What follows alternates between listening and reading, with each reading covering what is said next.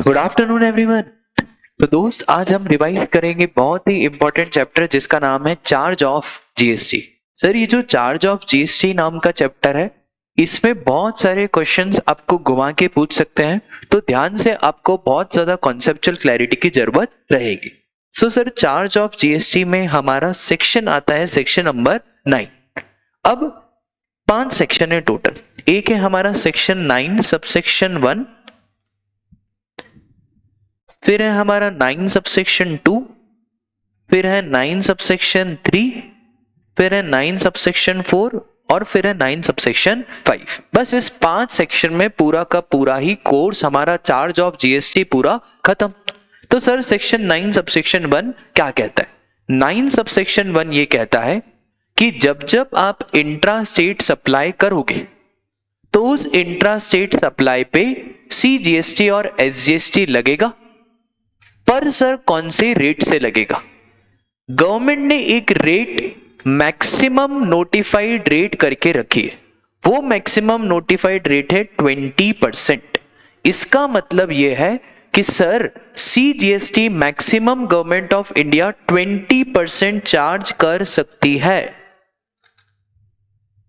और एक और चीज, alcoholic liquor for human consumption पे जीएसटी की बातें नहीं होगी।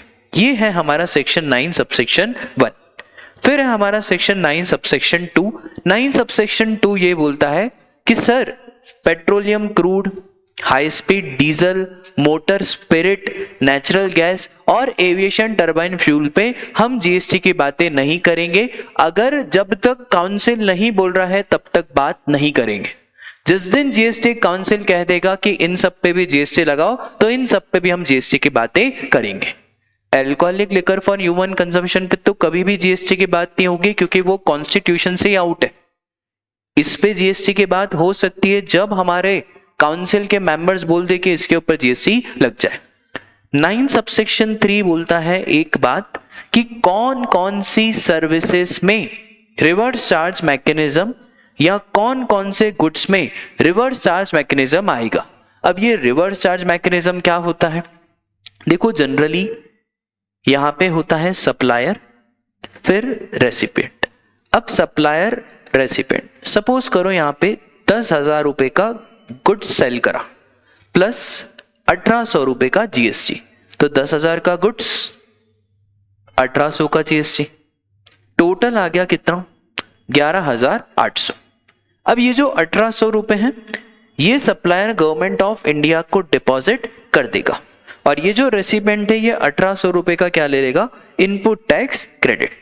ये नॉर्मल केस है, इसे कहते हैं हम फॉरवर्ड चार्ज मैकेनिज्म। दूसरा रिवर्स चार्ज मैकेनिज्म में क्या होता है? रिवर्स चार्ज मैकेनिज्म में sir transaction as it is same है, यहां पे सप्लायर यहां पे रेसिपिएंट, और अब रेसिपिएंट सप्लायर को 10,000 रुपीज पे कर रहा है।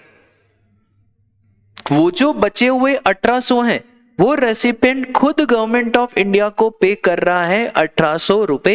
इसी चीज को कहा जाता है रिवर्स चार्ज मैकेनिज्म। जैसे भी फॉरवर्ड चार्ज में भी रेसिपिएंट क्रेडिट ले रहा था, क्या रिवर्स चार्ज में भी रेसिपिएंट क्रेडिट लेगा? हाँ सर, रिवर्स चार्ज में भी रेसिपिएंट क्रेडिट लेगा। पर एक चीज याद रखना कि रिवर्स चार्ज मैकेनिज्म में जो भी टैक्स पे होगा वो कंपलसरी वाया ई कैश लेजर ही पे होगा। रिवर्स चार्ज मैकेनिज्म के टैक्स को पे करने के लिए मैं आईटीसी को नहीं यूज कर सकता हूं। बोलो बात क्लियर है क्या? तो सर यही बात लिखी हुई है सेक्शन 9 सबसेक्शन 4 में कि कौन कौन से गुड्स और सर्विसेज में हम रिवर्स चार्ज मैकेनिज्म की बात करेंगे। और फिर है सेक्शन 9 सबसेक्शन 5। 9 सबसेक्शन 5 कहता है कि ना सप्लायर, ये बात हमारी लिखी थी रिवर्स चार्ज मैकेनिज्म की सेक्शन 9 सबसेक्शन 3 में। सेक्शन 9 सबसेक्शन 4 क्या कहता है? 9 सबसेक्शन 4 ये कहता है कि कुछ कुछ केसेस में अगर आप अनरजिस्टर्ड से खरीद रहे हो, अगर एक रजिस्टर्ड पर्सन अनरजिस्टर्ड से गुड्स खरीद रहा है या सर्विसेज ले रहा है, तो कुछ कुछ केसेस सरकार ने नोटिफाई करे हुए हैं जहां पे हम रिवर्स चार्ज मैकेनिज्म की बात करेंगे। वो है हमारा सेक्शन 9 सबसेक्शन 4। और सर फिर 9 सबसेक्शन 5 है ना सप्लायर टैक्स देवे न रेसिपिएंट टैक्स देवे, और सप्लायर और रेसिपिएंट को छोड़ के एक third party that is E commerce operator वो टैक्स दे, वो हम पढ़ेंगे कहां पे सर? सेक्शन 9 सबसेक्शन 5 में। तो ऐसे हमारे पास कितने सेक्शन हो गए सर? एक सेक्शन और 5 सबसेक्शन। अब जैसा सेक्शन 9 है वैसा एज इट इज हूबहू सेक्शन 5 है। बस सेक्शन 5 है आईजीएसटी एक्ट का, और आईजीएसटी में दो चीजें रहती है, सीजीएसटी और एसजीएसटी। तो बेटा वहां पे हमने देखा था 20%, यहाँ पे 20 + 20 कितना हो गया? 40%।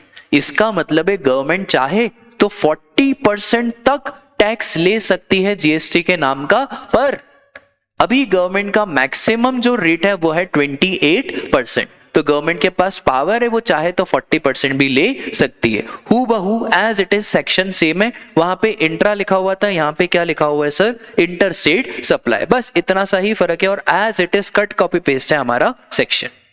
अब सर कौन कौन से सर्विसेस या कौन कौन से गुड्स रिवर्स चार्ज मैकेनिज्म में स्पेसिफाइड है? गुड्स का रिवर्स चार्ज तो आपके कोर्स में नहीं है, सर्विसेज का रिवर्स चार्ज आपके कोर्स में है। तो सर सर्विसेज के रिवर्स चार्ज में आखिरकार कौन कौन सी सर्विसेज है? First services is goods transportation services. Goods transportation services, sir ये जो गुड्स ट्रांसपोर्टेशन सर्विसेज होती है ना, इसमें वो ट्रक वाले भैया आएंगे, वो गुड्स को एक जगह से दूसरी जगह पे लेके जाएंगे, उसी को बोला जाता है गुड्स ट्रांसपोर्टेशन सर्विस। अब गुड्स ट्रांसपोर्टेशन सर्विसेज जनरली बच्चों को बहुत पीड़ा कष्ट देता है, इसके लिए मैंने आपके लिए जीटीए का एक शानदार सा चार्ट बनाया।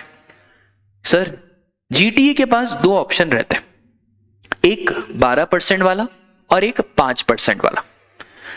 अगर जीटीए बोले कि मैं 12% वाला ऑप्शन लूंगा तो उधर लगेगा forward charge mechanism. Forward charge mechanism मतलब जीटीए टैक्स पे करेगा और रेसिपिएंट को आईटीसी मिल जाएगा।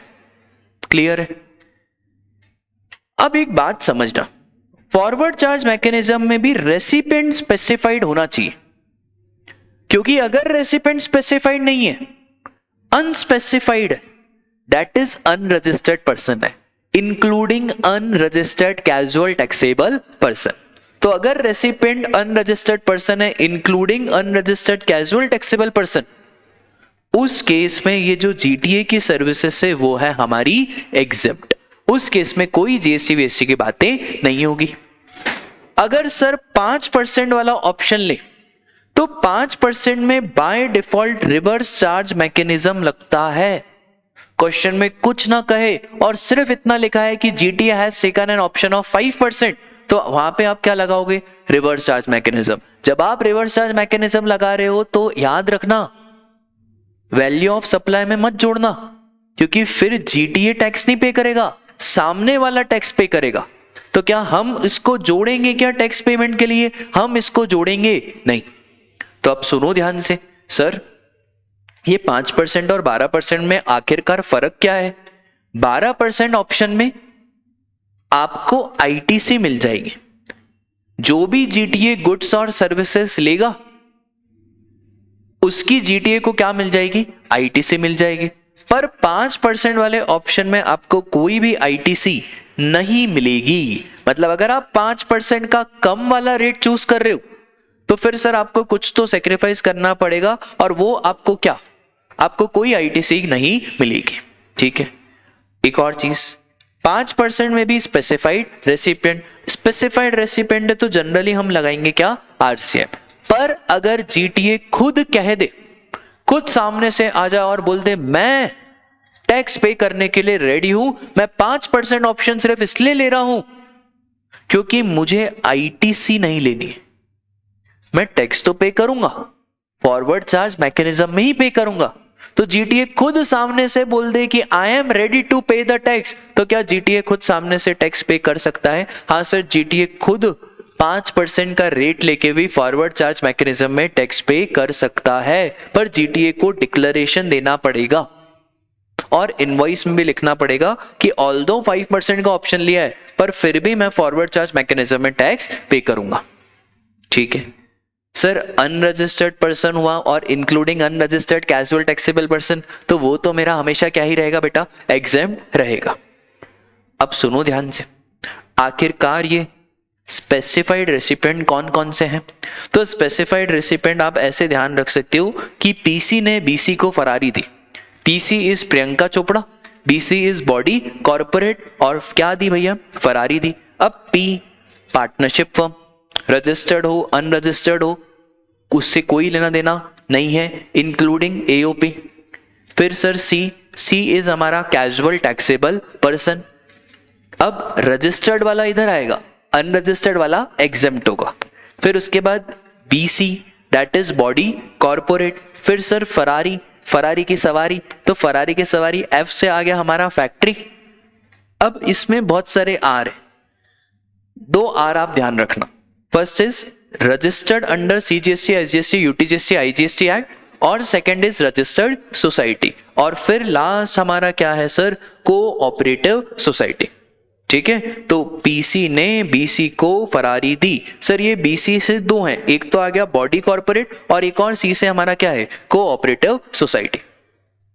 सर एक डाउट है। हाँ बोलो बेटा। सर डाउट हमारा ये है कि अगर सप्लायर भी अनरजिस्टर्ड, जीटीए भी अनरजिस्टर्ड, पर जीटीए स्पेसिफाइड रेसिपिएंट में फॉल करता है, तो अगर दोनों ही अनरजिस्टर्ड है पर जीटीए स्पेसिफाइड रेसिपिएंट में फॉल करता है, तो अगर रिवर्स चार्ज मैकेनिज्म की बात है तो जीटीए को रजिस्ट्रेशन लेना पड़ेगा, और जीटीए को रजिस्ट्रेशन लेके रिवर्स चार्ज मैकेनिज्म में उसका टैक्स चुकाना पड़ेगा। बोलो माता रानी की जय। बोलो बात क्लियर है? जीटीए आपको क्लियर हुआ क्या? सर जीटीए के बाद जीटीए में एक छोटे छोटे अमेंडमेंट्स भी हैं। तो सर ये छोटे छोटे कौन से अमेंडमेंट्स हैं? एक छोटा सा अमेंडमेंट ये आया है कि सर जो फॉरवर्ड चार्ज मैकेनिज्म जीटीए ने लिया, तो next and future financial years के लिए भी फॉरवर्ड चार्ज मैकेनिज्म ही एप्लीकेबल रहेगा। पर अगर जीटीए खुद बोल दे कि भैया मुझे तो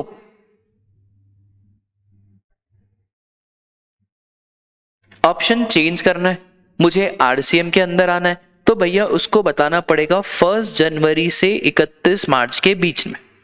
तो 1 January of the preceding financial year till 31 March of the preceding financial year, इतनी टाइम में जीटीए को बताना पड़ेगा। एमसीक्यू लेवल से ये क्वेश्चन इंपॉर्टेंट है, एमसीक्यू में पूछ सकते हैं। एक और चीज, अगर नया नया जीटीए है जिसने अभी नया नया धंधा शुरू करा है, तो अगर इसने नया नया धंधा शुरू करा है तो सरकार ने इसको ऑप्शन दिया कि आप हमें बता दो, क्या बता दो कि भैया मैं खुद टैक्स पे करने के लिए रेडी हूं फॉरवर्ड चार्ज मैकेनिज्म में। तो कितने दिन में बता दो? 45 डेज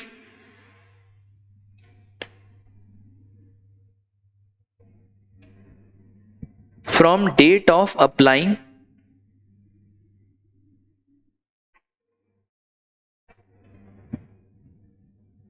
फॉर जीएसटी रजिस्ट्रेशन, और 1 month from date of obtaining registration, whichever is later। सरकार को बहुत प्यार है जीटीए से, इसलिए सरकार ने लिख दिया whichever is later। ठीक है, अब जीटीए के बाद जो सेकंड वाले आते हैं वो हैं हमारे advocate Ram Jethmalani sir. Advocate का भी मैंने आपके लिए चार्ट बनाया। एडवोकेट का बात समझना ध्यान से। अगर एडवोकेट है, और एडवोकेट में 2 एडवोकेट होते हैं, एक होता है जूनियर एडवोकेट, एक होता है सीनियर एडवोकेट। सर ये जूनियर सीनियर क्या होता है? Senior advocate generally high court और सुप्रीम कोर्ट एक टाइम के बाद एक डेजिग्नेशन दे देती है कि आज से आप हो गए क्या? Senior advocate. अब सीनियर एडवोकेट के पास बहुत सारे रिस्ट्रिक्शंस होते हैं। सर कौन कौन से रिस्ट्रिक्शंस होते हैं? कि सीनियर एडवोकेट डायरेक्टली क्लाइंट से केस नहीं ले सकता, सीनियर एडवोकेट कुछ कुछ स्पेसिफिक सर्विसेज ही दे सकता है। ये सारे रिस्ट्रिक्शन होते हैं सीनियर एडवोकेट के पास। तो अब सुनो ध्यान से, अगर हमारा जूनियर एडवोकेट सीनियर एडवोकेट को सर्विसेज दे रहा है, एग्जिट। अगर हमारा ये junior advocate central government, state government, union territory, local authority, government authority को सर्विसेज दे रहा है तो भी एग्जिट। अगर सीनियर भी इनको सर्विसेज दे रहा है तो भी एग्जेम्प्ट। सर आखिरकार टैक्स लगेगा कब? देखो जूनियर हो सीनियर हो, जब ये गवर्नमेंट को सर्विसेज दे रहे हैं तब तो एग्जेम्प्ट ही है। अगर हमारा सीनियर एडवोकेट सर्विसेज दे रहा है एक बिजनेस एंटिटी को, या हमारा जूनियर एडवोकेट सर्विसेज दे रहा है बिजनेस एंटिटी को जिसका टर्नओवर 10 लाख, 20 लाख या 40 लाख से ज्यादा है, करंट ईयर में नहीं, प्रीसीडिंग फाइनेंशियल ईयर में। करंट ईयर का टर्नओवर नहीं देखना है, प्रीसीडिंग फाइनेंशियल ईयर का टर्नओवर देखना है। इसका मतलब है सर वो एंटिटी जिनका टर्नओवर रजिस्ट्रेशन लिमिट से क्रॉस करा है तभी लगेगा रिवर्स चार्ज मैकेनिज्म, तभी लगेगा क्या, रिवर्स चार्ज मैकेनिज्म। अदर के केस में जिसका टर्नओवर क्रॉस नहीं करा है तो उधर ये सर्विसेज हो जाएगी हमारी एग्जेम्प्ट। ठीक है। एक और चीज, जब जूनियर एडवोकेट सीनियर एडवोकेट को सर्विसेज देगा तो एग्जेम्प्ट, पर अगर सीनियर एडवोकेट जूनियर एडवोकेट को सर्विसेज देगा तो उस केस में क्या लग जाएगा, रिवर्स चार्ज मैकेनिज्म। और अगर सीनियर एडवोकेट है तो वो क्लाइंट को सर्विसेज दे रहा है। सपोज करो यहां पे है हमारा एक सीनियर एडवोकेट, फिर है यहां पे जूनियर एडवोकेट और फिर है यहां पे क्लाइंट। अब क्लाइंट वो है जिसका टर्नओवर प्रीसीडिंग फाइनेंशियल ईयर में क्रॉस हुआ है। ठीक है, मेरे को करंट का देखना नहीं है, तो प्रीसीडिंग फाइनेंशियल ईयर में क्रॉस हुआ है। क्लाइंट ने जूनियर एडवोकेट को सपोज करो 10,000 रुपए फीस दिया। अब ये क्लाइंट को जीएसटी भी तो देना पड़ेगा, तो 1800 रुपए का जीएसटी क्लाइंट देके आएगा गवर्नमेंट ऑफ इंडिया को। अब कुछ मैटर बहुत पेचीदा आया, जूनियर एडवोकेट ने बोला भैया समझ ही नहीं आ रहा है अपने को, तो सीनियर एडवोकेट के पास जाना पड़ेगा।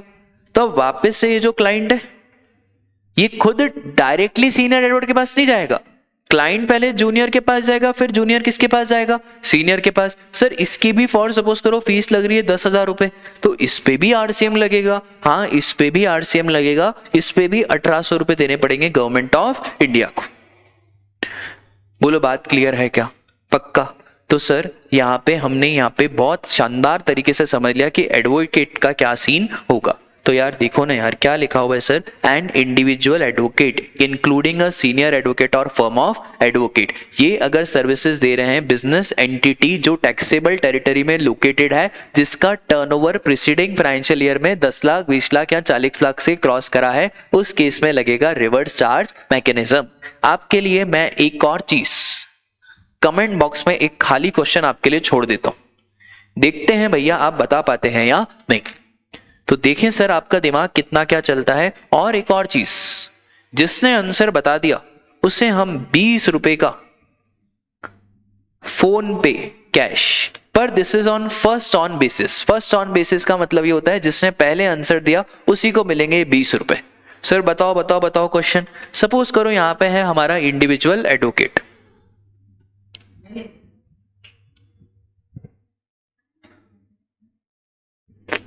और इस इंडिविजुअल एडवोकेट ने बिजनेस एंटिटी को सर्विसेज दी जिसका टर्नओवर करंट फाइनेंशियल ईयर में 40 लाख से क्रॉस कर गया। अब 40 लाख से क्रॉस कर दिया है तो बताओ मुझे कि सर इधर रिवर्स चार्ज मैकेनिज्म लगेगा या फॉरवर्ड चार्ज मैकेनिज्म लगेगा। Sir preceding financial year, preceding financial year में इसका टर्नओवर सिर्फ 5 लाख रुपए ही था, प्रीसीडिंग फाइनेंशियल ईयर में इसका टर्नओवर ज्यादा नहीं था। तो आपको बताना पड़ेगा कमेंट सेक्शन में कि रिवर्स चार्ज मैकेनिज्म लगेगा या नहीं लगेगा। ठीक है सर, लीगल सर्विसेज के बाद है हमारे पास arbitral tribunal. Very very simple, जैसा लीगल सर्विसेज का पढ़ा वैसा as it is arbitral tribunal का पढ़ा रहा हूं। पर आप मुझे कहेंगे कि सर हमने schedule number 3 of supply, schedule number 3 of CGST act 2017 में पढ़ा था कि sir services by court and tribunal, तो वो तो शेड्यूल 3 में कवर हो गया दोस्त। वहां पे court, district court, high court, supreme court और ट्राइब्यूनल, कौन से वाले tribunal, NCLT, income tax appellate tribunal, वो वाले ट्राइब्यूनल वहां पे कवर हुए हैं। आर्बिट्रल ट्रिब्यूनल कवर नहीं हुआ है। आर्बिट्रल ट्रिब्यूनल के केस में क्या होगा, आर्बिट्रल ट्रिब्यूनल कोई भी बिजनेस एंटिटी को सर्विसेज दे रहा है जिसका टर्नओवर प्रीसीडिंग फाइनेंशियल ईयर में 10 लाख, 20 लाख या 40 लाख से क्रॉस हुआ है, उस केस में सर इस बिजनेस एंटिटी को रिवर्स चार्ज मैकेनिज्म पे टैक्स का पेमेंट करना पड़ेगा। ठीक है, इसके बाद है हमारा स्पॉन्सरशिप। आप लोग क्या कर रहे हो यार, जाओ जाके ड्रीम 11 पे टीम बनाओ। सर ये स्पॉन्सरशिप क्या होती है? बेटा देखो स्पॉन्सरशिप बहुत सिंपल है।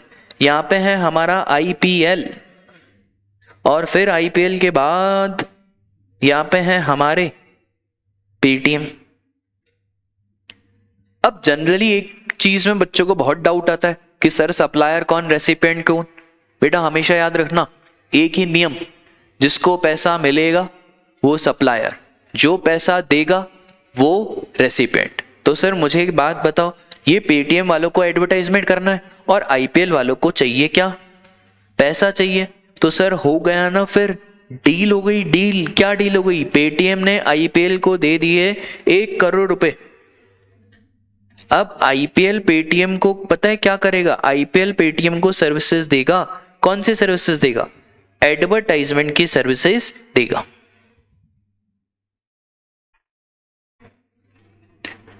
अब सर इस केस में कौन सप्लायर कौन रेसिपिएंट, देखो मैंने आपको सिखाया ना, पैसा किसको मिला, किसको मिला पैसा, सर पैसा मिला हमारे आईपीएल को। तो आईपीएल हो गया कौन, सप्लायर, पेटीएम हो गया कौन, रेसिपिएंट। ठीक है, अब सुनो ध्यान से, स्पॉन्सरशिप की सर्विसेज में supplier is any person. Any person मतलब कोई भी हो गया, कोई भी, सब आ गए। पर्सन की डेफिनेशन अगर आप देखोगे ना जीएसटी में, तो उसमें हर चीज कवर हो गई है। तो एनी पर्सन। रेसिपिएंट कौन है, एनी बॉडी कॉर्पोरेट। ये याद रखना, recipient is a body corporate, and body corporate में कंपनी तो आता ही है, साथ साथ में लिमिटेड लायबिलिटी पार्टनरशिप भी आता है। तो बॉडी कॉर्पोरेट में दो चीजें हैं, कंपनी और एलएलपी, और पार्टनरशिप फर्म। इस केस में लगेगा रिवर्स चार्ज मैकेनिज्म। इसका मतलब है कि सर ये जो पेटीएम है, इस पेटीएम को जीएसटी चुकाना पड़ेगा ऑन आरसीएम बेसिस। ठीक है, तो supplier individual, recipient is body corporate, और body corporate and partnership firm. ठीक है सर, इसके बाद है हमारा गवर्नमेंट सर्विस। गवर्नमेंट सर्विस बहुत सिंपल है। देखो गवर्नमेंट अपने ऊपर कभी भी जीएसटी का लोड नहीं लाना चाहती, इसलिए गवर्नमेंट ने बहुत सारी एक्टिविटीज तो शेड्यूल 3 में ही आउट कर दी। जो शेड्यूल 3 में आउट नहीं हो पाई उसको एग्जम्पशन से आउट कर दिया, पर फिर भी जो सर्विसेज बच गई उस पे गवर्नमेंट ने क्या कर दिया, रिवर्स चार्ज मैकेनिज्म लगा दिया। पर आज भी कुछ कुछ ऐसी सर्विसेज है जहां पे फॉरवर्ड चार्ज मैकेनिज्म लगेगा और गवर्नमेंट सामने आके टैक्स पे करेगी। तो सर कौन कौन सी ऐसी सर्विसेज है बेटा, वो सर्विसेज है हमारी पीवीटीआर। पीवीटीआर, P stands for sir services by department of post and railways. थोड़ा सा अमेंडमेंट है, पहले था डिपार्टमेंट ऑफ पोस्ट एंड अभी एक और चीज ऐड हो गई है, क्या, railways. V stands for sir vessel. T stands for sir transportation of goods और पैसेंजर, और R stands for renting of immovable property. आर्स में एक चीज ध्यान रखना, अगर RRR है रेंटिंग ऑफ इमूवेबल प्रॉपर्टी,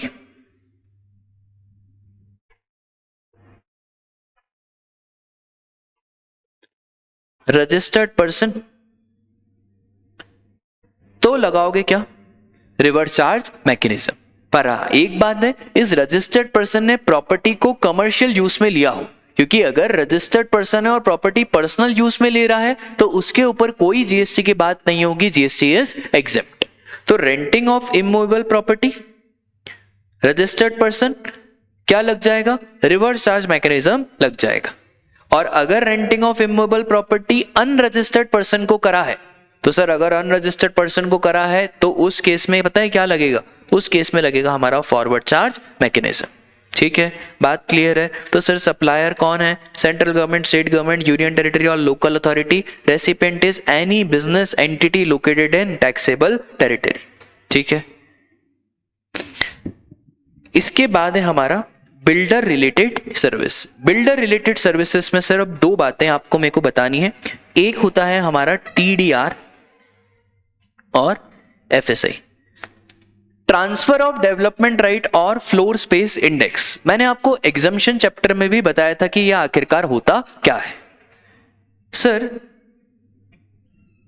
यहां पे है हमारा बिल्डर, और जीएसटी में बिल्डर को एक और शब्द से डिनोट करा गया है, डेट इज प्रमोटर। मेरे पास बेटा जमीन पड़ी है, मेरे पास क्या पड़ी है यार, जमीन। मैंने ये जमीन ट्रांसफर कर दी बिल्डर और प्रमोटर को। अब मैंने तो ट्रांसफर कर दी बिल्डर प्रमोटर को, क्यों? क्योंकि सर जमीन बिक ही नहीं रही थी, तो मैंने सोचा अपन एक काम करते, इस जमीन पे फ्लैट बना के बेचते, और मेरे को तो फ्लैट बनाना आता ही नहीं है। तो मैंने तो क्या करा, मैंने बोला यार बिल्डर एक काम करो, तुम फ्लैट बनाओ। इसने बोला काम हो जाएगा। बिल्डर ने मुझे बोला कि सर मैं ऐसे फ्लैट नहीं बना सकता, मुझे आप डेवलपमेंट राइट ट्रांसफर करो। तो जो ट्रांसफर ऑफ डेवलपमेंट राइट है और जो फ्लोर स्पेस इंडेक्स है, जो मैं ट्रांसफर कर रहा हूं और मुझे पैसा दे रहा है कौन? बिल्डर और प्रमोटर। कौन सप्लायर? साहिल सर सप्लायर, क्योंकि पैसा किसको मिला? साहिल सर को। कौन रेसिपिएंट? बिल्डर और प्रमोटर। सर इस पे क्या चार्ज होगा? हाँ, साहिल सर से थोड़ी टैक्स लेंगे, वो तो छोटे लोग हैं, पर बिल्डर बहुत बड़े लोग, उनका तो ये काम है। तो इस केस में क्या चार्ज होगा? Reverse charge mechanism. बोलो बात क्लियर है? सर वैसा ही है हमारा long term lease of land. अगर हम long term lease of land दे रहे हैं टीडीआर एफएसआई की जगह, सपोज करो मैं क्या दे रहा हूं, long term lease of land, और long term lease of land में एक टर्म याद रखना 30 साल या उससे ज्यादा, उसके बदले में मुझे मिल रहा है प्रीमियम, सलामी, कॉस्ट प्राइस, कुछ भी मिल रहा है। इस केस में भी किसको देना पड़ेगा? प्रमोटर को जीएसटी देना पड़ेगा। तो टीडीआर एफएसआई और एक और चीज लिख देते क्या? Long term lease. आया समझ में? अब इसके बाद वेरी वेरी इंपॉर्टेंट, मुझे लग रहा है एग्जाम में इस बार क्वेश्चन आएगा, director related services. Supplier is a director, recipient is a company. Sir एक बात बताओ, हमने तो एम्प्लॉय एम्प्लॉयर रिलेशन शेड्यूल 3 में पढ़ा है। मैं एम्प्लॉय एम्प्लॉयर रिलेशन की बात ही नहीं कर रहा हूं, क्योंकि अगर एम्प्लॉय एम्प्लॉयर रिलेशन है तो वो शेड्यूल 3 में कवर्ड है, और जो चीज शेड्यूल 3 में कवर्ड है उस पे तो जीएसटी की बात ही नहीं हुई, और जिस पे जीएसटी की बात ही नहीं हुई तो काय का फॉरवर्ड चार्ज और काय का रिवर्स चार्ज। अगर सप्लायर डायरेक्टर है, रेसिपिएंट इज अ कंपनी और बॉडी कॉर्पोरेट, बॉडी कॉर्पोरेट में कंपनी तो आएगी, साथ में एलएलपी भी आएगा। अगर हमारे डायरेक्टर साहब ने सर्विसेज दी है कंपनी को एज अ एम्प्लॉय, उस पे नो जीएसटी। अब पता कैसे चलेगा एज अ एम्प्लॉय? वो तो बोलेगा मैंने सारी सर्विसेज एज अ एम्प्लॉय दी है। तो हमें देखना पड़ेगा 26 AS। ये 26 AS क्या होता है बेटा? जो टीडीएस कटता है ना, वो टीडीएस रिफ्लेक्ट होता है 26 AS में। अब हम ये देखेंगे कि टीडीएस कौन से सेक्शन में कटा। अगर टीडीएस कटा है हमारा सेक्शन 192, दैट इज सैलरी वाले सेक्शन में कटा है, तो उस केस में तो सर ये एम्प्लॉय एम्प्लॉयर रिलेशन है, और एम्प्लॉय एम्प्लॉयर रिलेशन पे नो जीएसटी। पर अगर टीडीएस कटा है 194J 194JB में, उस केस में प्रोफेशनल रिलेशन है, और क्योंकि प्रोफेशनल रिलेशन है अब सैलरी ना मिलेगी, अब क्या मिलेगा? फीस। तो अब फीस मिलेगी, तो अब क्या चार्ज हो जाएगा हमारा? Reverse charge mechanism. तो ध्यान रखना, अगर कोई भी डायरेक्टर कंपनी को सर्विसेज दे रहा है तो हम ये चेक करेंगे कि टीडीएस कौन से सेक्शन में कटा है। अगर टीडीएस कटा है हमारा 194J में, तो फिर लगाओ जीएसटी, और वो भी कौन से बेसिस पे? रिवर्स चार्ज मैकेनिज्म पे। बेचारे डायरेक्टर को परेशान मत करो। और अगर टीडीएस कटा है अंडर सेक्शन 192, तो फिर इसके ऊपर कोई जीएसटी वेस्टी की बातें नहीं होगी। सर फिर उसके बाद है हमारा इंश्योरेंस एजेंट। सर वो इंश्योरेंस एजेंट यार क्या सर्विसेज देते हैं इंश्योरेंस एजेंट? आपको इंश्योरेंस नहीं भी लेना हो ना तो आपको चिपका के जाएंगे, मेडिक्लेम कराओ, एलआईसी कराओ, इन्वेस्टमेंट का प्लान कराओ, कितनी सारी तो इनके पास स्कीम रहती है। तो यार ये जो इंश्योरेंस एजेंट सर्विसेज दे रहा है ये तो बहुत छोटे लोग हैं, बड़े लोग तो वो इंश्योरेंस कंपनी है। तो सर सरकार कहती है हम जिससे जीएसटी ले पाएंगे हम उससे ही लेंगे। तो सरकार ने बोला एजेंट को परेशान मत करो, और कितने सारे एजेंट हैं। आप तो एक बड़ी मछली को पकड़ो, आप तो पकड़ो एलआईसी को, आप तो पकड़ो आईसीआईसीआई लोम्बार्ड को, ये सब टैक्स पे कर देंगे रिवर्स चार्ज मैकेनिज्म में। मतलब सप्लायर एजेंट है और रेसिपिएंट वो ही कोई भी इंसान जो इंश्योरेंस का धंधा चलाता हो, इस केस में भी लगेगा रिवर्स चार्ज मैकेनिज्म। फिर उसके बाद है हमारा रिकवरी एजेंट। सर ये रिकवरी एजेंट बेटा वसूली भाई वसूली भाई वसूली भाई वसूली भाई, ये क्या करेंगे वसूली भाई? बेटा ये लोग है ना पैसे वसूलते हैं। बहुत बार क्या होता है ना, बैंक्स लोन तो दे देती हैं, अब लोन देने के बाद बैंक्स को ना ईएमआई मिलता है, ब्याज तो छोड़ो मूल भी जाता है, मतलब प्रिंसिपल भी नहीं मिलता है। अब बैंक हायर करती है वसूली एजेंट्स को। ये वसूली एजेंट्स लोगों के घर जाते हैं और लोगों के घर जाके पैसा रिकवर करते हैं। कौन सर्विसेज दे रहा है? रिकवरी एजेंट सर्विसेज दे रहा है बैंक को। अब रिकवरी एजेंट तो बहुत छोटे छोटे लोग हैं और इतने स्कैटर्ड हैं।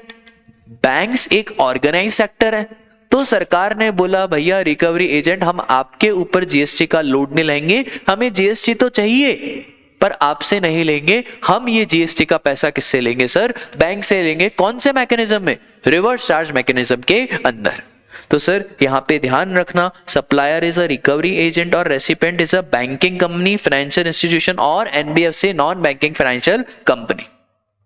उसके बाद अच्छा चलता हूं दुआओं में याद रखना, मेरे जिक्र का जुबां पे स्वाद रखना। म्यूजिक कंपोजर, सर ये म्यूजिक कंपोजर, फोटोग्राफर, सुना है वो तू खींच मेरी फोटो, आर्टिस्ट, ये लोग भी तो सर्विसेज देते। किसको सर्विसेज देते? अरिजीत सिंह सर्विसेज देता है टी सीरीज को। Arijit Singh is a music composer, एक म्यूजिक कंपोज करता है, एक म्यूजिक सिंग करता है, तो अरिजीत सिंह म्यूजिक कंपोज भी करता है। तो अरिजीत सिंह म्यूजिक कंपोजर, फिर फोटोग्राफर संदीप माहेश्वरी फोटोग्राफर या आर्टिस्ट, जब ये लोग सर्विसेज दे रहे हैं किसी म्यूजिक कंपनी को, प्रोड्यूसर को या जो भी दूसरा नाम, उस केस में सरकार ने बोला अरिजीत भाई आप गाने गाने पे ध्यान दो, हम टी सीरीज से टैक्स ले लेंगे। फोटोग्राफर भाई आप फोटो खींचने में ध्यान दो, आर्टिस्ट भाई आप अपने काम पे ध्यान दो। इस केस में सरकार ने बोला म्यूजिक कंपोजर, फोटोग्राफर और आर्टिस्ट इनको अपना अपना काम करने दो। यहाँ पे जो म्यूजिक कंपनी, प्रोड्यूसर या जो भी है ये लोग रिवर्स चार्ज मैकेनिज्म पे टैक्स पे कर देंगे। What about author? बुक वो देखिए आपने, बागों में हर फूल में अपना समझे बागबान, तो बागबा मूवी देखिए, क्या शानदार मूवी है यार। तो वो बागबा मूवी में क्या होता है, अमिताभ बच्चन के साथ बहुत अत्याचार होता है पर अमिताभ बच्चन हार नहीं मानता है। अमिताभ बच्चन एक बुक बनाता है और वो बुक बनाने के बाद जैसे ही अमिताभ बच्चन वो कैफे में जाता है उसकी बुक की कॉपी छूट जाती है और जैसे ही कॉपी छूट जाती है पब्लिशर की नजर पड़ती है और पब्लिशर पढ़ने के बाद बोलता है क्या बुक है, क्या किताब है, जोरदार। Sir author Amitabh Bachchan, AB, recipient is a publisher. सरकार ने बोला हम यहां पे रिवर्स चार्ज मैकेनिज्म ही लगाएंगे, मतलब वो जो पब्लिशर है, शायद उस पब्लिशर का नाम था आलोकनाथ पब्लिशर हाउस, तो ये जो आलोकनाथ पब्लिशर हाउस है यही जीएसटी पे करेगा रिवर्स चार्ज मैकेनिज्म पे। पर अगर खुद अमिताभ बच्चन सामने से बोल दे कि मैं जीएसटी पे करने के लिए रेडी हूं, तो फिर हम फॉरवर्ड चार्ज मैकेनिज्म का ऑप्शन भी ले सकते हैं। सर सरकार ने ऐसा बाइफर्केशन क्यों करा? क्योंकि बेटा ये जो बुक बनाने वाले रहते हैं ना, जो ऑथर रहते हैं ना, इनका धंधा बहुत बड़ा रहता है और ये पब्लिशर अननेसेसरी इसको परेशान मत करो। अब ऑथर ने बुक लिख दी, बुक लिखने के बाद अब पब्लिशर इसका टैक्स पे करेगा रिवर्स चार्ज में, तो पब्लिशर बोलेगा यार मेरे को किताब तुम्हारी बेचनी नहीं है, किताब भी मैं बेचूं फिर इसका रिवर्स चार्ज मैकेनिज्म में टैक्स भी पे करूं, तो पब्लिशर मना ही कर देगा पब्लिश करने से। इसलिए जो बड़े बड़े ऑथर्स रहते हैं ना, उस केस में बड़े बड़े ऑथर्स बोलते हैं ठीक है यार हमें फॉरवर्ड चार्ज मैकेनिज्म में टैक्स पे कर देंगे। तो सर ऑथर चाहे तो ऑप्शन ले सकता है अंडर फॉरवर्ड चार्ज। सर ये कब ले सकता है? जब उसने सीजीएसटी एक्ट में रजिस्ट्रेशन लिया हो और डिक्लेरेशन दे दे एक प्रिस्क्राइब्ड फॉर्म ने कि हाँ भैया मैं रेडी हूं फॉरवर्ड चार्ज मैकेनिज्म में टैक्स पे करने के लिए। ये डिक्लेरेशन 1 साल तक वैलिड रहेगा, मतलब 1 साल तक अगर आपने फॉरवर्ड चार्ज बोला तो 1 साल तक फॉरवर्ड चार्ज में ही लेना पड़ेगा, आप बीच बीच में चेंज नहीं कर सकते हो। और जब भी आप इनवॉइस बनाओगे और पब्लिशर को इनवॉइस बना के दोगे उसमें भी आप लिख के दोगे कि मैं टैक्स पे कर रहा हूं फॉरवर्ड चार्ज, ठीक है। इसके बाद है हमारा ओवरसीइंग कमिटी। सर ये ओवरसीइंग कमिटी क्या होता है? बेटा विजय माल्या का नाम सुना है, नीरव मोदी, ये बड़े बड़े लोग हैं ना, ये मस्त चूना लगाते हैं बैंक्स को। बैंक्स को चूना लग क्यों जाता है? क्योंकि बैंक्स डॉक्यूमेंट चेक करती नहीं है, बैंक्स के काम है आधे अधूरे। तो बैंक्स डॉक्यूमेंट चेक नहीं करती है और बैंक्स को ऊपर से कुछ कमीशन वमीशन मिल जाता है तो बैंक्स इनको लोन दे देती है। बहुत टेंशन का माहौल था। आरबीआई ने एक कमेटी बनाई, ओवरसीइंग कमेटी, और कहा कि अगर हम लोन दे रहे हैं 500 करोड़ से ज्यादा, तो जो भी लोन 500 करोड़ से ज्यादा होंगे वो ऐसे सैंक्शन नहीं होंगे। ओवरसीइंग कमेटी चेक करेगा पूरी की पूरी file, overseeing committee file check करेगा, फिर जाके लोन आगे सैंक्शन होगा। आखिरकार ये ओवरसीइंग कमेटी किसको सर्विसेज दे रहा है? रिजर्व बैंक ऑफ इंडिया को। काहे की सर्विसेज? सर ये सर्विसेज दी जा रही है चेकिंग की सर्विसेज, कि कहीं ज्यादा लोन दिया और बाद में गड़बड़ हो गई, तो इस केस में कहा कि ओवरसीइंग कमेटी आप चेकिंग वेकिंग पे ध्यान दो। कौन जीएसटी पे करेगा? Reserve Bank of India GST पे कर देगा अंडर रिवर्स चार्ज मैकेनिज्म। आई बात समझ में?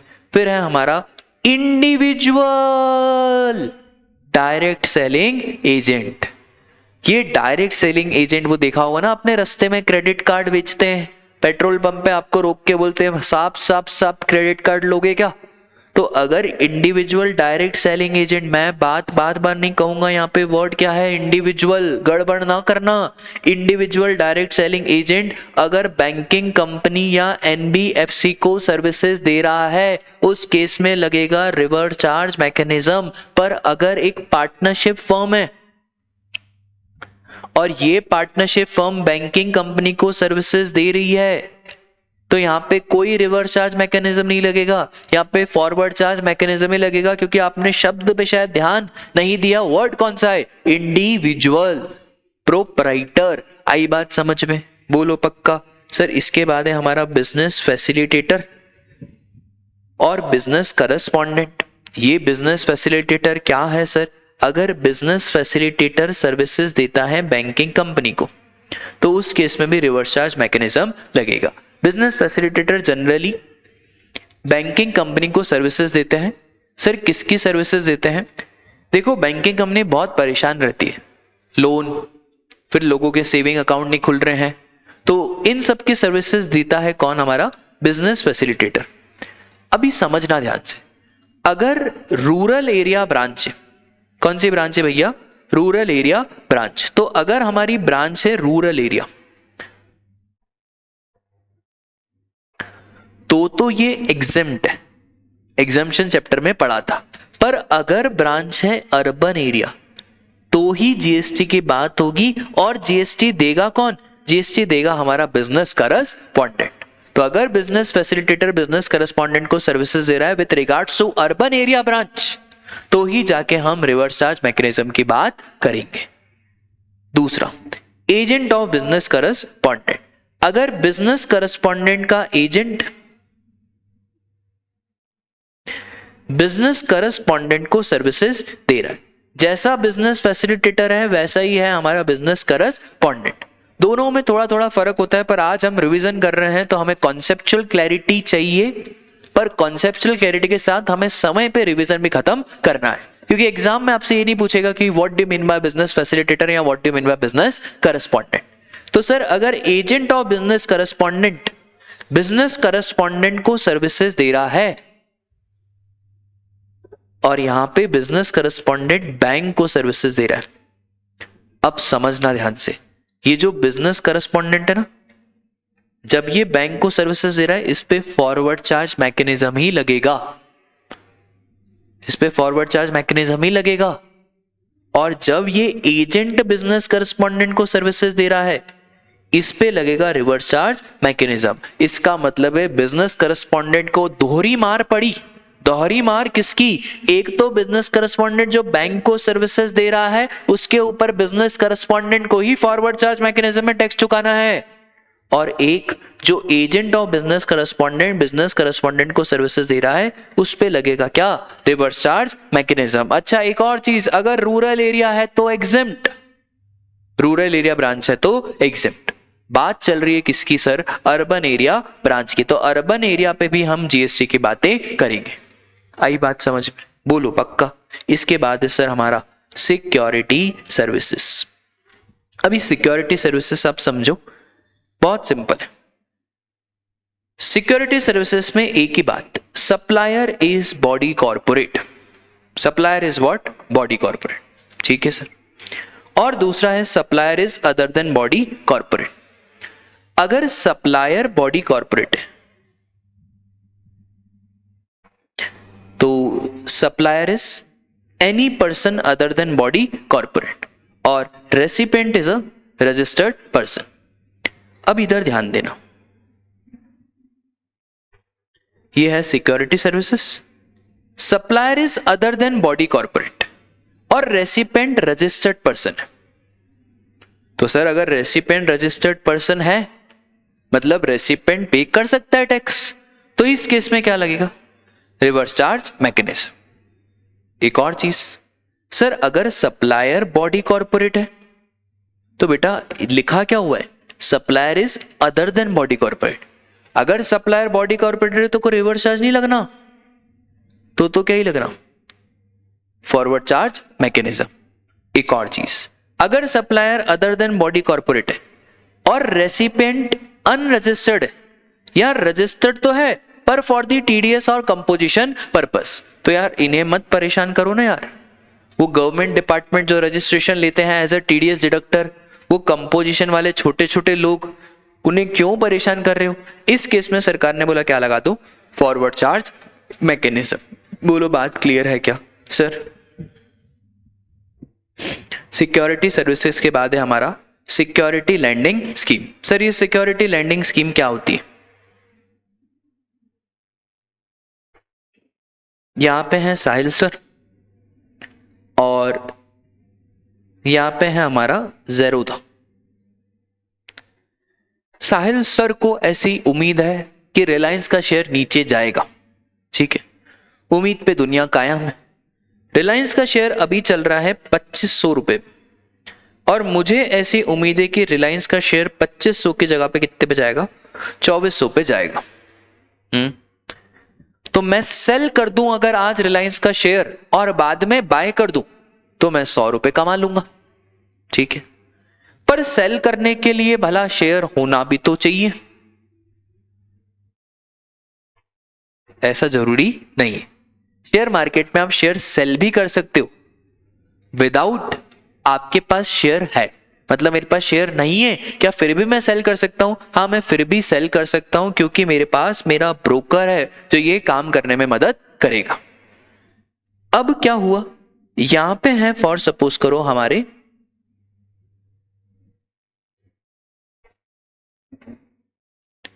रमेश जी, रमेश जी के पास रिलायंस का शेयर पड़ा है 2500 का और रमेश जी के पास जो रिलायंस का शेयर पड़ा है उसका रमेश जी को कुछ यूज आ भी नहीं रहा है।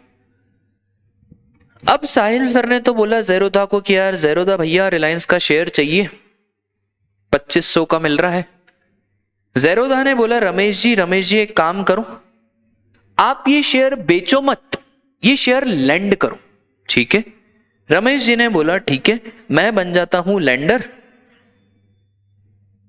और लेंडर जी ने क्या करा, ज़ेरोधा को शेयर दे दिया और साहिल सर बन जाते क्या, बोरोवर। और पता है क्या हुआ, हुआ वही जो मैंने सोचा था, 2500 का शेयर हो गया कितना, 2400। सर मजे ही हो गए मजे, आपके तो बन गए 100 रुपए। सर रमेश जी अपना शेयर वापस मांगेंगे, हाँ तो कोई दिक्कत नहीं है ना, मार्केट से अपन ने इसलिए तो खरीदा 2400 पे, और जैसे ही मार्केट से खरीदा अपन इसको ट्रांसफर कर देंगे, किसको, रमेश जी को ट्रांसफर कर देंगे। रमेश जी को उनका शेयर मिल गया, रमेश जी को तो रिलायंस का शेयर चाहिए था, उन्हें रिलायंस का शेयर मिल गया। साहिल सर को मजे मजे में कितने का प्रॉफिट हो गया, 100 रुपए का प्रॉफिट हो गया। सर क्या इस 2500 रुपए पे जीएसटी लगेगा, नहीं लगेगा क्योंकि सिक्योरिटीज पे नो जीएसटी। क्या इस 2400 पे जीएसटी लगेगा, नहीं लगेगा क्योंकि सिक्योरिटीज पे नो जीएसटी। क्या इस प्रॉफिट पे जीएसटी लगेगा, नहीं प्रॉफिट पे भी जीएसटी नहीं लगेगा। तो सर फिर जीएसटी के बाद किस पे होगी, बेटा मुझे तो लग रहा था ये 100 रुपए पूरे मेरे, पर रमेश जी ने बोला कि मैंने ये शेयर आपको उधार दिया है तो इस पे मुझे लैंडिंग फीस चाहिए। मैंने बोला हाँ ठीक है। रमेश जी ने मेरे से 20 रुपए की लैंडिंग फीस ली। ये जो लैंडिंग फीस है ना, इसके ऊपर जीएसटी तो लगेगा, हाँ लगेगा। और इस जीएसटी का पेमेंट करेगा कौन? Borrower under reverse charge mechanism. तो सर 20 रुपए तो लैंडिंग फीस गई, उसके ऊपर सपोज करो 18% का जीएसटी, तो 18% का जीएसटी दैट इज 3.6 रुपीज, तो क्या हो गया? जीएसटी। ये काट पीटने के बाद अभी बेटा पिक्चर बाकी है, जो ज़ेरोधा भी तो चार्ज करेगा ना। हो तो सर ज़ेरोधा मेरे से चार्ज करेगा फॉर सपोज करो ट्रांजैक्शन चार्जेस, क्या उसके ऊपर रिवर्स चार्ज मैकेनिज्म लगेगा? नहीं, उसके ऊपर तो फॉरवर्ड चार्ज मैकेनिज्म में ज़ेरोधा ही टैक्स का पेमेंट करेगा। तो अभी तो हम ऐसा ज़ेरोधा को बीच में नहीं ला रहे हैं। नेट में मेरे पास बचेगा 80 माइनस 3.6, तो 80 माइनस 3.6 कितना हो गया? ये 76.4। तो नेट में मेरे पास बचा 76.4 और इसके ऊपर ज़ेरोधा के अलग से चार्जेस कटेंगे। तो मुद्दे की बात यह है कि सर जीएसटी सिर्फ इस लेंडर ने जो बोरोवर को शेयर दिया, जो लेंडिंग फीस ली, उसके ऊपर इस बोरोवर को रिवर्स चार्ज मैकेनिज्म में टैक्स पे करना पड़ेगा। बात क्लियर है? इसके बाद है हमारे पास renting of motor vehicle. Sir ये रेंटिंग ऑफ मोटर व्हीकल क्या सीन है? रेंटिंग ऑफ मोटर व्हीकल का जैसा जीटीए है ना, तो ये जीटीए का बड़ा भाई है। जीटीए को भी 2 ऑप्शन दिए, इसको भी 2 ऑप्शन दिए। कौन कौन से 2 ऑप्शन? 5% और 12%। पर ये बहुत रोया, इसको बोला देख 12% का ऑप्शन विथ आईटीसी और 5% का ऑप्शन नो आईटीसी। ये बहुत रोया, मेरे को थोड़ी बहुत आईटीसी तो दो। हमने बोला ठीक है भैया, 5% का ऑप्शन तेरे को दे देते हैं और तेरे को थोड़ी बहुत आईटीसी, लिमिटेड आईटीसी दे देते हैं of input services in the same line of business. अगर आप सर्विसेज लेते हो in the same line of business तो हम आपको आईटीसी दे देंगे। तो 5% विद लिमिटेड आईटीसी और 12% विद नो आईटीसी। अब रेंटिंग ऑफ मोटर व्हीकल का क्या सीन है, इधर ध्यान देना। पहली बात, this is renting of motor vehicle for passenger. This is renting of motor vehicle for passenger. इसका मतलब है renting of motor vehicle for goods, उसके ऊपर फॉरवर्ड चार्ज मैकेनिज्म लगेगा। ठीक है। Renting of motor vehicle where the vehicle is design to carry passenger, where the cost of fuel is included in the consideration. Cost of fuel consideration में include होनी चाहिए। Sir ये cost of fuel include होनी चाहिए, इसका मतलब समझ में नहीं आया दोस्त। फॉर सपोज करो मुझे गोवा जाना है, गोवा तो मुझे जाना है किधर? गोवा। अब मैंने सोचा यार गोवा जाना है तो फ्लाइट ट्रेवल करते हैं अपन ने फ्लाइट करी, अपन गए गोवा। अब गोवा में बहुत सारी जगह हैं घूमने जैसी, बहुत सारे बीच हैं, तो मैंने बोला यार जाना तो पड़ेगा। अब मैंने बोला यार कौन इतना ऑटो का मचमच करे, अपन एक काम करते हैं पूरे दिन भाड़े पे ले लेते, क्या? कार। अब कार वाले भैया ने बोला कि यहाँ पे एक भैया थे जिनका नाम था रामू काका। रामू काका कार देते थे लोगों को। रामू काका ने बोला कि सर ये जो कार आप एक दिन के हिसाब से ले जाओ, 5,000 रुपये लगेंगे। मैंने बोला 5,000 रुपये तो बहुत ज्यादा है। रामू काका ने बोला सर 5,000 में कॉस्ट ऑफ फ्यूल भी शामिल है, टेंशन मत लो, बढ़िया गाड़ी वाड़ी चलाओ और 5,000 रुपये में आपकी गाड़ी की टंकी पूरी भरी हुई है फ्यूल से, बढ़िया, मतलब पेट्रोल डलाने की कोई जरूरत नहीं है। तो 5,000 रुपये where the cost of fuel is included. मैंने बोला यार रामू काका बहुत ज्यादा है, तो रामू काका ने बोला एक काम करो दूसरी गाड़ी ले जाओ जिसका चार्जेस है 2,000 रुपये, पर इसमें पेट्रोल आपको डलवाना पड़ेगा। बोला हाँ यार, अब मेरे पे डिपेंड करता है कि मैं कौन सी गाड़ी लूं। तो एक में तो cost of fuel is included और एक में cost of fuel is not included. कौन से केस की बात कर रहे हैं यहाँ पे? सर हम यहाँ पे बात कर रहे हैं जब cost of fuel is included, तभी हम बात करेंगे किसकी सर? Reverse charge mechanism. अगर cost of fuel is not included तो फॉरवर्ड चार्ज मैकेनिज्म ही लगेगा। तो अब रेंटिंग ऑफ मोटर व्हीकल में आप ये डायग्राम देखो, आपको पूरा समझ में आएगा। पर्सन लाइबल टू पे tax under renting of motor vehicle, 2 rate, एक 5% और एक 12%। पहले अपन 12% की बात करते हैं कि 12% में हमने देखा 12% में क्या लगेगा? Forward charge. फॉरवर्ड चार्ज लगेगा मतलब हमारे केस में कौन पे करेगा, हमारे केस में जो रामू काका है वो जीएसटी पे करेंगे, ठीक है। रेट कितना लगेगा, 12%।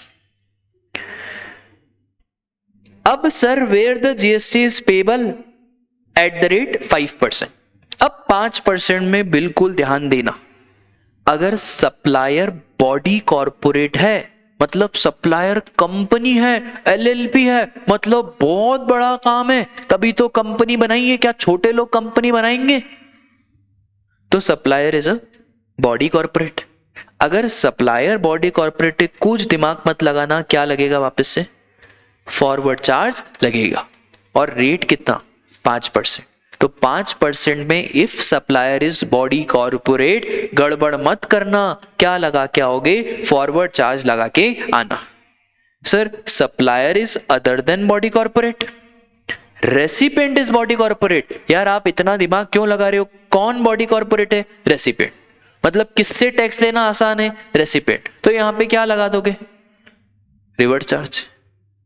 पर sir supplier is a body corporate तो समझ में आया, supplier is other than body corporate, recipient is also other than body corporate. देखो अब दोनों ही बॉडी कॉर्पोरेट नहीं है, सरकार की पहली पसंद होती है फॉरवर्ड चार्ज, तो सरकार ने बोला यहां पे हम क्या लगा देंगे, फॉरवर्ड चार्ज मैकेनिज्म लगा देंगे।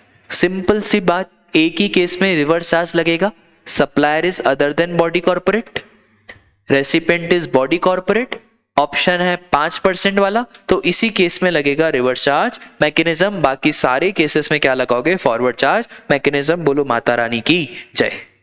एक और चीज, एक नॉर्मल सा क्लेरिफिकेशन में दो बातें कही। पहला, भैया कंपनी लोगों ने क्या करा ना, पूरी की पूरी मोटर व्हीकल को हायर करा। कंपनी ने पूरी मोटर व्हीकल हायर करी और बोला ये मोटर व्हीकल हमको दे दो, हम ही हमारा ड्राइवर वाइवर सब cost of fuel is included. इस पे क्या लगेगा, रिवर्स चार्ज मैकेनिज्म। दूसरा, कंपनी वालों ने बोला कि भैया हमको मोटर व्हीकल हायर नहीं करनी, आप ही का ड्राइवर आप ही चलाओ, बस आप हमारे पैसेंजर को सर्विसेज दे देना, हम आपको ये एक्स अमाउंट दे देते। Now you have not taken motor vehicle, आपने यहां पे सर्विसेज ली, बताए किसकी, पैसेंजर ट्रांसपोर्टेशन सर्विसेज। यहां पे आपने रेंट पे तो नहीं ली। और पैसेंजर ट्रांसपोर्टेशन सर्विसेज में एक बात बताओ, किसकी चलेगी, आपकी चलेगी क्या, आपकी नहीं चलेगी, वो ड्राइवर की चलेगी। अच्छा मोटर व्हीकल जब आप रेंट पे ले रहे हो तो आपकी चलेगी, यहाँ पे आपकी नहीं चलेगी, यहाँ पे वो ड्राइवर की चलेगी। तो यहाँ पे कोई रिवर्स चार्ज नहीं लगेगा, यहाँ पे क्या लगेगा, फॉरवर्ड चार्ज मैकेनिज्म। बोलो बात क्लियर है क्या सर। उसके बाद अब एग्जम्पशन आएंगे हमारे आईजीएसटी के। आईजीएसटी का बहुत सिंपल सा एग्जम्पशन है, supplier is any person located in taxable territory, recipient is any person located in taxable territory other than non taxable online recipient. क्या कहना चाह रहे हो सर, बेटा अगर ओएडार वाली services, online information database access retrieval services, Amazon Prime, Netflix, बंद कर दो बेटा ये सीरीज, अभी एग्जाम का टाइम है, अभी अपने को पढ़ाई लिखाई करनी है, अभी भी तुम सीरीज खेल रहे हो, तो अमेजॉन प्राइम, नेटफ्लिक्स, इन सब के केस में इन्हें कहा जाता है ओएडार सर्विसेज। अब ये जो ओएडार सर्विसेज है ना, इसमें फॉरवर्ड चार्ज मैकेनिज्म ही लगेगा। फॉरवर्ड चार्ज मैकेनिज्म का मतलब ये होता है कि सर इन अमेजॉन वालों को टैक्स पे करना पड़ेगा। अगर ई कॉमर्स ऑपरेटर इंडिया में लोकेटेड है तो ई कॉमर्स ऑपरेटर पे करेगा।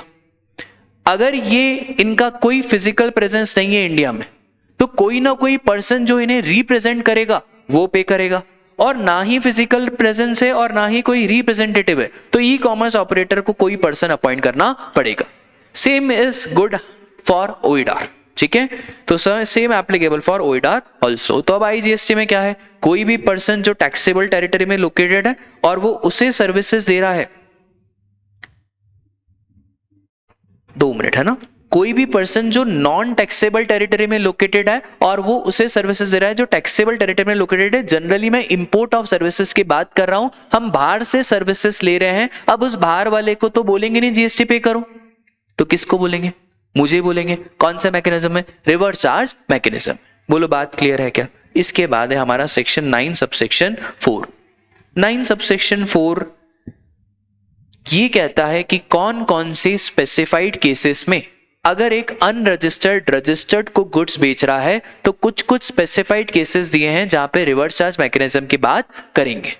जनरली हम बिल्डर लोगों में ये स्पेसिफाइड केसेस लगाएंगे। अब सुनो ध्यान से, सरकार ने बोला कि भैया आप लोग 80% गुड्स रजिस्टर्ड से खरीदो। सरकार ने क्या बोला कि आप 80% गुड्स किससे खरीदो? रजिस्टर्ड से खरीदो। ठीक है, अगर नहीं खरीदोगे तो जो शॉर्टफॉल आएगा उस पे रिवर्स चार्ज मैकेनिज्म पे टैक्स देना पड़ेगा। तो सर अगर एक इंसान ने रजिस्टर्ड से 75 खरीदा और अनरजिस्टर्ड से 25 खरीदा, तो सरकार ने तो 80 बोला था, आपने 75 खरीदा, तो 5% पे आरसीएम लगेगा और वो जो प्रमोटर है उस प्रमोटर को जो 5% है उस पे रिवर्स चार्ज मैकेनिज्म पे टैक्स देना पड़ेगा। दूसरा 80-20 नो आरसीएम, कोई दिक्कत ही नहीं। अगर रजिस्टर्ड से सिर्फ 1% खरीदा और अनरजिस्टर्ड से 99 खरीदा, अरे यार आपको तो 80 खरीदना था ना, तो आपने तो सिर्फ 1 खरीदा, तो अब ये जो 79% है उसके ऊपर लग जाएगा क्या? Reverse charge mechanism. सीमेंट और कैपिटल गुड्स पे ऑलवेज रिवर्स चार्ज मैकेनिज्म लगेगा, उस पे आपको दिमाग लगाने की जरूरत नहीं है। ठीक है, बात क्लियर है? ये सिर्फ यही स्पेसिफिक केसेस, बिल्डर वाले केसेस, दूसरे केसेस की मैं बात नहीं कर रहा हूं। इसके बाद है सर हमारा नोटिफाइड सप्लाईज थ्रू ई कॉमर्स ऑपरेटर। ये क्या सीन है सर? ई कॉमर्स ऑपरेटर, बेटा ये जो ई कॉमर्स ऑपरेटर होते हैं ना, जैसे ओला हो गया, ओयो हो गया, ट्रिवैगो हो गया, इन्हें कहा जाता है ई कॉमर्स ऑपरेटर, जो एज अ बिचौलिया काम कर रहे हैं, एज अ इंटरमीडिएरी काम कर रहे हैं, सेलर और बायर को मिलाने का काम कर रहे हैं और अपनी एक ऑनलाइन वेबसाइट्स के थ्रू सारा काम कर रहे हैं, उसे कहा जाता है ई कॉमर्स ऑपरेटर। अब ई कॉमर्स ऑपरेटर में सेक्शन 9(5) में कुछ कुछ नोटिफाइड चीजें हैं। ये नोटिफाइड में सर क्या क्या है? आप ऐसा ध्यान रखो कि जो हमारा राम है, राम, तो जो राम हमारी जो क्लास का बच्चा है ना, वो ओला लेके ओयो के रूम में गया और ओयो के रूम में जो नल होता है ना, नल, उसकी टोटी खराब हो गई। अब नल की टोटी खराब हो गई तो भैया अब इसने है ना अर्बन क्लैप वाले को बुलाया। अर्बन क्लैप वाले भैया आए नल की टोटी वोटी बनाने, पर जो राम की वाली थी ना वो बड़ी नखरेली थी, उसने बोला भैया मेरे को तो स्विगी से पनीर मंगवा के दो। अब राम बेचारा क्या करे, राम ने स्विगी से उसको पनीर मंगवा के दिया। बस ये 4-5 एक्टिविटीज ही नोटिफाइड है हमारा सेक्शन 9 सबसेक्शन 5। तो पहली एक्टिविटी है हमारा transportation of passenger by radio taxi, motor cab, maxi cab and motorcycle और any other motor vehicle except omni bus. Omni bus हटा दो। ओमनी बस सर वो बड़ी बड़ी बस, डबल डेकर बस, उसे बोला जाता है क्या? Omni bus. ओमनी बस को आप हटा दो। इस केस में ई कॉमर्स ऑपरेटर को टैक्स देना पड़ेगा। इसका मतलब है कि सर अगर मैं रैपिडो की बात करूं, मैं बाइक चला रहा हूं, मैंने मेरा अकाउंट रैपिडो पे बनाया, मैं हो गया सप्लायर, आप मेरी गाड़ी पे चढ़े, आप हो गए रेसिपेंट, मुझे टैक्स नहीं देना है, रेसिपेंट को भी टैक्स नहीं देना है, रैपिडो कंपनी को टैक्स देना है। इसी को बोलते हैं हम ई कॉमर्स ऑपरेटर। ओमनी बस पे क्या होगा सर? बेटा ओमनी बस पे भी सेम ही चीजें हैं, पर अगर ओमनी बस एक कंपनी चला रही है, सपोज करो मैं ओमनी बस चला रहा हूं, अब एक कंपनी बन के मैं चला रहा हूं, तो मैं तो बड़ा हो गया ना।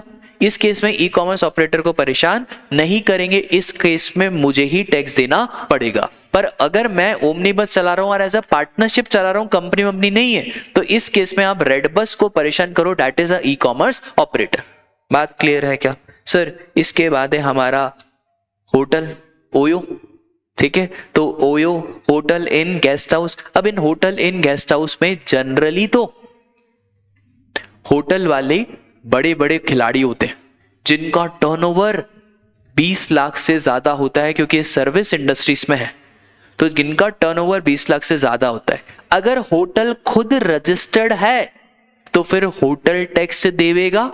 अगर होटल रजिस्टर्ड नहीं है तो ये e commerce operator that is OYO tax देवेगा। ठीक है, उसके बाद है सर हमारा अर्बन क्लैप। अर्बन क्लैप में भी सेम, अगर प्लम्बर नहीं होता, प्लम्बर, अगर प्लम्बर खुद, इतना बड़ा काम है प्लम्बर का कि उसकी सर्विसेज 20 लाख से ज्यादा है, मतलब वो बड़ा है, उसने जीएसटी में रजिस्ट्रेशन लेके रखा है, तो उस केस में सर वो प्लम्बर जीएसटी पे करेगा, हम अर्बन क्लैप को परेशान नहीं करेंगे। पर अगर छोटा प्लम्बर है तो उस केस में हम अर्बन क्लैप को परेशान करेंगे और अर्बन क्लैप जीएसटी का पेमेंट करेगा। एक और चीज, वो जो राम के साथ लड़की थी उसने खाना मंगवाया था, अब खाना उसने मंगवाया हयात होटल से। अब हयात होटल में रहने की भी सुविधा है और खाने की भी सुविधा है। अगर हमने उस जगह से खाना मंगवाया, जोमेटो वाले भैया उस जगह से खाना लेने गए, उस होटल से खाना लेने गए जहां पे रहने की भी सुविधा है और जहां पे खाना भी मिलता है, और वहां पे कोई भी रूम का चार्ज अगर 7500 से ज्यादा है, इसका मतलब वो बहुत बड़ा होटल है, तो उस केस में हम जोमेटो वालों को परेशान नहीं करेंगे, वो होटल ही टैक्स पे करेगा। पर अगर 7500 से कम, मैं किसकी बात कर रहा हूं, मैं वहां के कोई भी एक कमरा जिसका रेट 7500 से कम है, तो अगर 7500 से कम है तो फिर जोमेटो वाले को टैक्स पे करना पड़ेगा। आई बात समझ में? सर ई कॉमर्स ऑपरेटर अगर इंडिया में लोकेटेड है तो बहुत बढ़िया, ई कॉमर्स ऑपरेटर टैक्स पे करो। अगर इंडिया में कोई फिजिकल प्रेजेंस नहीं है तो कोई ना कोई पर्सन जो ई कॉमर्स ऑपरेटर को रिप्रेजेंट करेगा वो टैक्स पे करेगा, और ना ही फिजिकल प्रेजेंस है और ना कोई रिप्रेजेंटेटिव है तो भाई हम बोलेंगे ई कॉमर्स ऑपरेटर आपको इंडिया में आना पड़ेगा for the purpose of paying the tax. ठीक है, इसी के साथ हमारा 4 चैप्टर का रिवीजन खत्म होता है। यूट्यूब के चैनल को आप लाइक करो, शेयर करो, और कृपया इस वीडियो को साथ साथ शेयर तो बहुत सारे लोगों को करना ही है, और चैनल को प्लीज सब्सक्राइब भी करो, और आप लोग कमेंट्स भी दिया करो। उस कमेंट से ही हमें समझ में आएगा कि आखिरकार हम हमारी नेक्स्ट वीडियोस में कैसे क्या इंप्रूव कर सकते हैं और आपके लिए कैसे नॉलेज एनरिचमेंट कर सकते हैं। Thank you.